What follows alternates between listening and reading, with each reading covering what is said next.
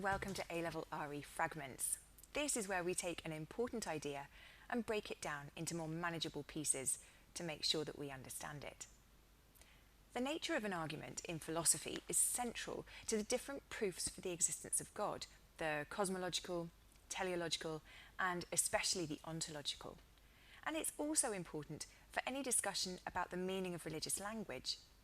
Unlike my other ALevelRE podcasts, my explanation today is really designed to go with the PowerPoint presentation on philosophical arguments. So if you're watching this on YouTube, then you're fine, you're good to go. But if you're listening to this as a podcast, you may want to download the PowerPoint from the ALevelRE blog. I'll put a link to the flip learning materials in the show notes. Otherwise, grab a cuppa and maybe a Jaffa cake for this one, and we'll get on with it. Okay, let's have a look at this game of Sudoku. Can you work out what number each of the smiley faces represents? In the first column, the smiley face has to be a number 9. It can't be a 1 because we have a 1 in the box, and it can't be a 4 because we have a 4 in that line. The smiley face on the top line has to be a 1. It can't be a 7 because there's already a 7 in the line. And finally, the smiley face in the middle has to be a 2. We need a 2 in the box, and there's already a 2 on each of the other lines. Why do we start with Sudoku? It's a game of logic. We work out the answers using our reasoning, and the positions of the numbers are either correct or incorrect. We could say they're either necessary or impossible. If something is necessary, it has to be. It's necessary for you to pass your driving test before you can get a license. It's necessary for you to tidy your room before you watch any telly. We use the word necessary in philosophy quite a lot, especially when, in the context of arguments for the existence of God, we say God has necessary existence. What we mean is that it has to be. The opposite is impossible. So God's existence is either impossible or necessary. This is something I will come back to, probably with another ALevelRE Fragments episode, because it's so important to understand it properly. However, today, let's focus on the nature of philosophical arguments. In a game of Sudoku, where we're using our reason to arrive at the answer, we know that we're either right or we're wrong. There's no room for maybes or possiblies. And the same is true for philosophical arguments. Arguments where we've arrived at the answer, that is the conclusion, through using our reason, are much, much stronger than arguments where we haven't, where we've had to use our experience instead. Okay, on the next slide, I have a series of 4 different statements. How would we go about proving each one of these to be true? The first one says, all Irish people are bad-tempered. Now, if I wanted to try to prove that to be true, I would need to collect together a load of Irish people and see if they were in fact bad-tempered. The second one, though, says all spinsters are female. Now, I don't need to collect a load of spinsters together. The definition of the word spinster, meaning unmarried woman, contains the concept female. The next one, though, all cats are black, well, there's nothing in the definition of cat which involves being black, though. So if I wanted to prove that all cats are black, I'd need to go out and collect together a load of cats and see if that was true.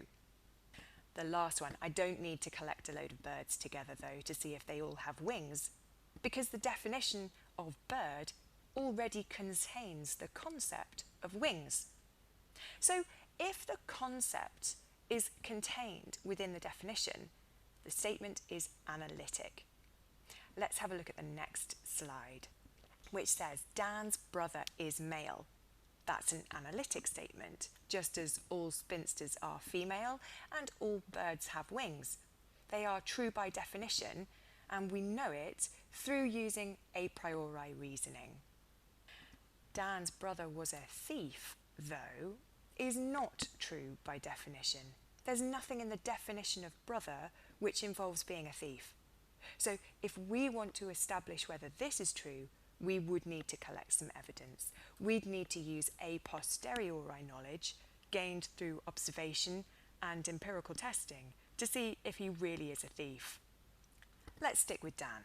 If we want to argue in a philosophical way that his brother is male, we would do that deductively. We would use a deductive argument because we only need to use our logic to work out if it's true. If we want to argue in a philosophical way that Dan's brother is a thief, we would have to do that inductively, using an inductive argument which gathers evidence and stacks it up to lead towards a conclusion. So let's have a look at each of these styles of argument in a bit more detail. We'll start with inductive. So these are arguments based on experience or empirical testing. The conclusion we draw is based on a posteriori knowledge. Philosophical arguments follow a common pattern. We have a series of premises, that is statements, which lead to a conclusion.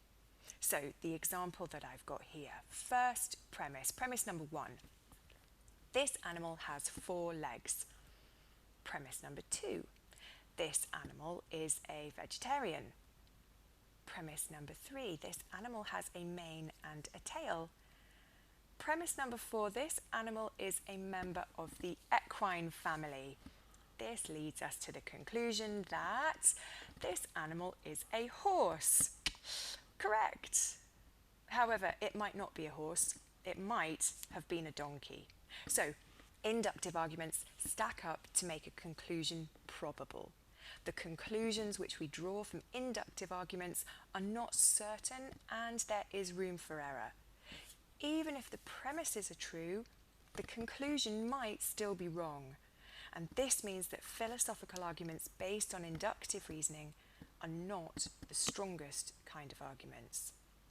Deductive arguments, on the other hand, arrive at conclusions which are analytically true. The truth of the conclusion will have already been implied within the premises.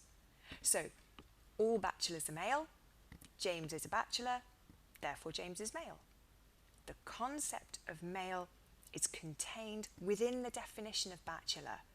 So, as long as the premises are true, the conclusion must be true. It has to logically follow.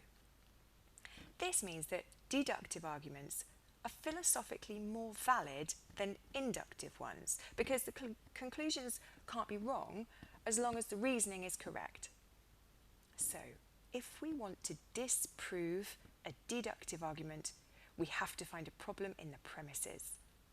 Let's have a look at how we construct deductive arguments. To look at this, we need to unpack the concept. That means identify the things that make it what it is.